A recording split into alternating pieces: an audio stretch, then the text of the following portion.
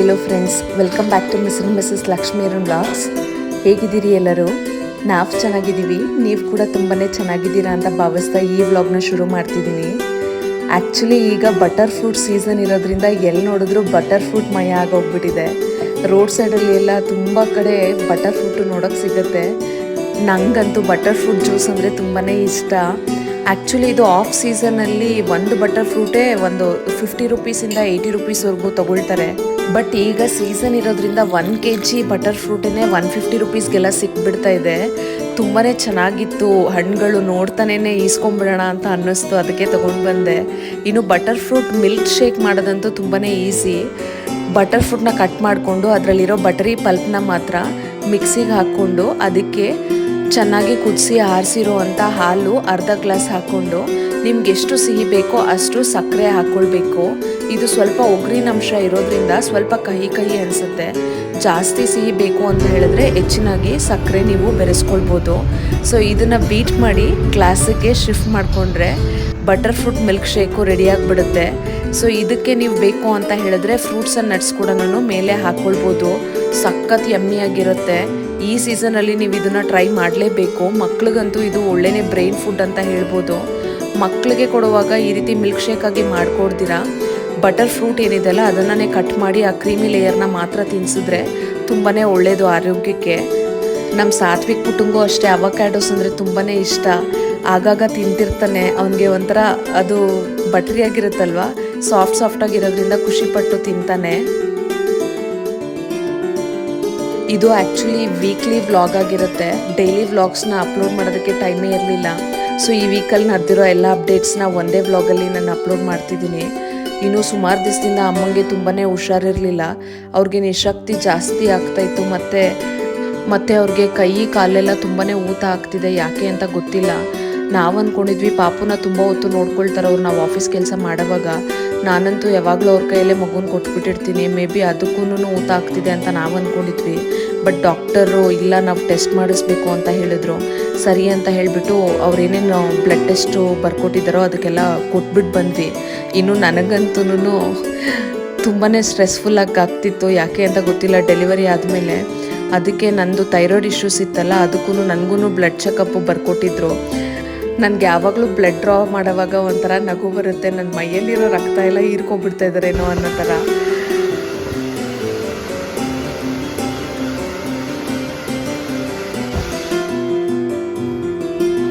ಇನ್ನು blood reports ಬರೋದಕ್ಕೆ 2 ದಿವಸ ಆಗುತ್ತೆ ಅಂತ ಹೇಳಿದ್ದಾರೆ.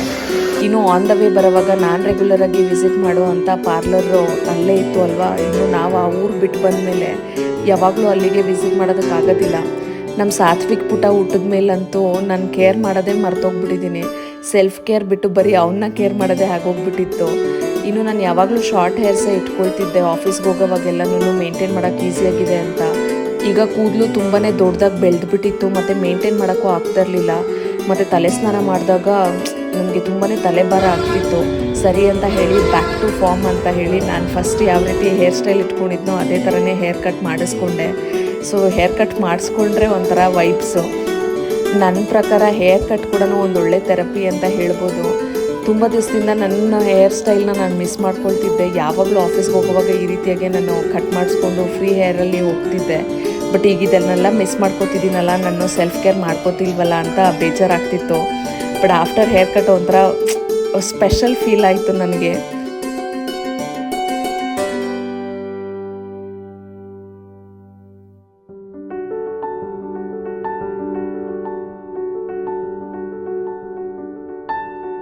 ಅದಾದಮೇಲೆ ಪುಟಾಣಿಗೆ ಸ್ವಲ್ಪ ಬಟ್ಟೆಗಳನ್ನ ತೊಗೊಂಬರೋಣ ಅಂತ ಶಾಪ್ ಮಾಡೋದಕ್ಕೆ ಹೋಗಿದ್ವಿ.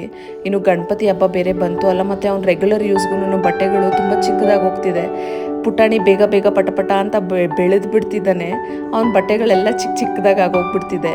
ಅದಕ್ಕೆ ಅಂತ ಹೇಳಿ ಅವನಿಗೋಸ್ಕರ ಶಾಪಿಂಗ್ ಹೋಗಿದ್ವಿ. ನಾನು ಯಾವಾಗ ಶಾಪಿಂಗ್ ಹೋದ್ರೂ ಹೆಣ್ಮಕ್ಳದ್ದು ಬಟ್ಟೆಗಳು ಮತ್ತು ಶೂಸ್ ಎಲ್ಲ ನೋಡಿದಾಗ ತುಂಬಾ ಕ್ಯೂಟ್ ಅನಿಸುತ್ತೆ. ನಮಗೆ ಮುದ್ದು ಮಗಳು ಹುಟ್ಟಿದಾಗ ಆ ರೀತಿದೆಲ್ಲ ತಗೋಬೇಕು ಅಂತ ತುಂಬ ಆಸೆ ಆಗ್ತಿತ್ತು.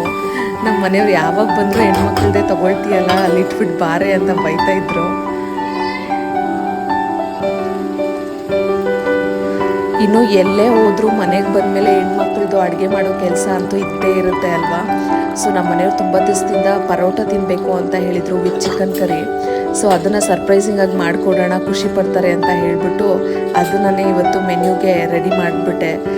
ಸೊ ಮೈದಾ ಬಂದು ಮೈಗೆ ಒಳ್ಳೇದಲ್ಲ, ಯಾವಾಗಲೂ ಒನ್ಸಿನ ವೈಲ್ ಈ ರೀತಿ ಮಾಡ್ಕೊಂಡು ತಿನ್ನೋದು, ಅದು ಮನೇಲೇ ಮಾಡ್ಕೊಂಡು ತಿನ್ನೋದು ಇನ್ನೂ ತುಂಬ ಒಳ್ಳೆಯದು ಅಲ್ವಾ.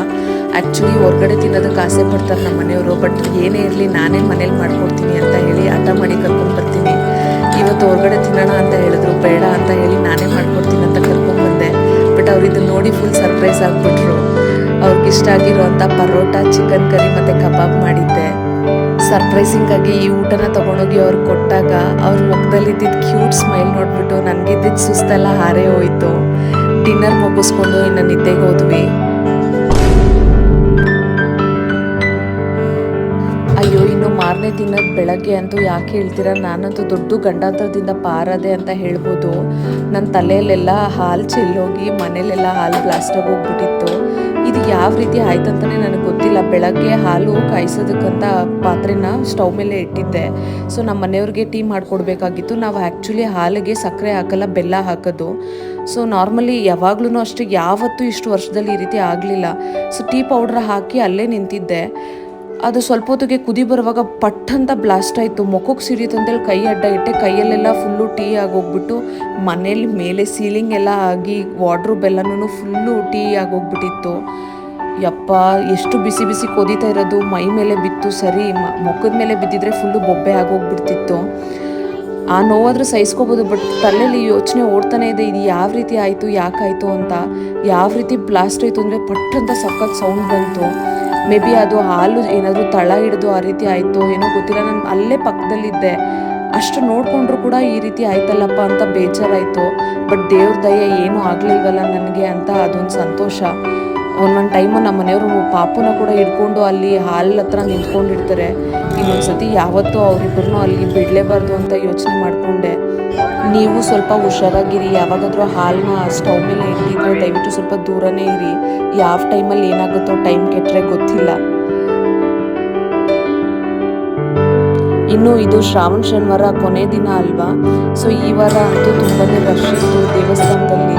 ಇದು ಜಾತ್ರೆ ನಡೆಯುತ್ತೆ ಇಲ್ಲಿ ಶ್ರಾವಣ ಶನಿವಾರ ಕೊನೆ ದಿನ. ತುಂಬ ಜನ ತುಂಬೋಗ್ಬಿಟ್ಟಿದ್ರು. ನಮ್ಮ ಸಾತ್ವಿಕ್ ಪುಟ ಅಂತೂ ಆ ಬೆಲ್ ಸೌಂಡ್ ಕೇಳಿದ್ರೆ ಹತ್ಕೊಂಡ್ಬಿಡ್ತಾನೆ. ದರ್ಶನ ಪಡ್ಕೊಳ್ತೀರನೇ ಹೋಗ್ತೀವೇನೋ ಮನೆಗೆ ವಾಪಸ್ಸು ಅಂತ ಅಂದ್ಕೊಳ್ತಿದ್ವಿ. ಕ್ರೌಡ್ ಬೇರೆ, ಸೌಂಡು, ಮತ್ತು ಅಲ್ಲಿ ಭಜನೆಗೆ ಬೇರೆ ಮಾಡ್ತಿದ್ರು, ಗಂಟೆ ಸದ್ದುಗಳು ಬೇರೆ. ಸೊ ಅವ್ರು ಒಂಥರ ಕಸಿವಿಸಿ ಆಗೋಯ್ತು. ಬಟ್ ಹೆಂಗೋ ದೇವ್ರ ದರ್ಶನ ಮಾಡಿಕೊಂಡು ಸೀದಾ ಆಚೆ ಬಂದ್ಬಿಟ್ವಿ. ಆಚೆ ಕೋತಿಗಳೆಲ್ಲ ಇದ್ವು ಅಲ್ವಾ, ಅದನ್ನೆಲ್ಲ ನೋಡಿಕೊಂಡು ಸಮಾಧಾನವಾಗಿ ಆರಾಮಾಗಿದ್ದ. ನಾನು ಎಲ್ಲಿ ಮಧ್ಯದಲ್ಲಿ ತುಂಬ ಚೀರಾಡ್ಬಿಟ್ಟು ಆಚೆನೇ ಹೋಗ್ಬಿಡ್ತೀವೇನೋ ದರ್ಶನ ಪಡ್ಕೊಳ್ತೀರಾ ಅಂತ ಅಂದ್ಕೊಂಡ್ವಿ. ಬಟ್ ದರ್ಶನ ಭಾಗ್ಯ ಇವತ್ತು ಬರ್ತಿಟ್ಟಿತ್ತು. ಇನ್ನು ದೇವಸ್ಥಾನದ ಆಚೆ ಎಲ್ಲ ಅಂಗಡಿಗಳಾಗಿದ್ವು. ಅಲ್ಲಿ ಕಡಲೆಪುರಿ ತಗೊಂಡು ಇನ್ನೊಂದು ಅಜ್ಜ ಬಂದು ಬಿದ್ರು ಕಡಲೆ ಮತ್ತು ಇನ್ನೊಂದು ದೃಷ್ಟಿ ಕಡ್ಡಿ ಅಂತ ಏನೋ ಮಾರ್ತಾಯಿದ್ರು. ಈ ಬಿದ್ರು ಕಡಲೆನ ನೀವು ತಿಂದಿದ್ದೀರಾ? ಕಮೆಂಟ್ ಮಾಡಿ ಫ್ರೆಂಡ್ಸ್. ಇದು ತುಂಬಾ ಆರೋಗ್ಯಕ್ಕೆ ಒಳ್ಳೆಯದು. ಸರಿ ಅಂತ ಇದನ್ನೆಲ್ಲ ತೊಗೊಂಡು ಮನೆಗೆ ವಾಪಸ್ಸಾದ್ವಿ. ಸೊ ನೋಡಿದ್ರಲ್ಲ ಫ್ರೆಂಡ್ಸ್, ಇದಾಗಿತ್ತು ಇವತ್ತಿನ ವ್ಲಾಗು. ಈ ವಾರದ ವ್ಲಾಗು ನಿಮಗೆ ಇಷ್ಟ ಆಗಿದೆ ಅಂತ ಬಯಸ್ತೀನಿ.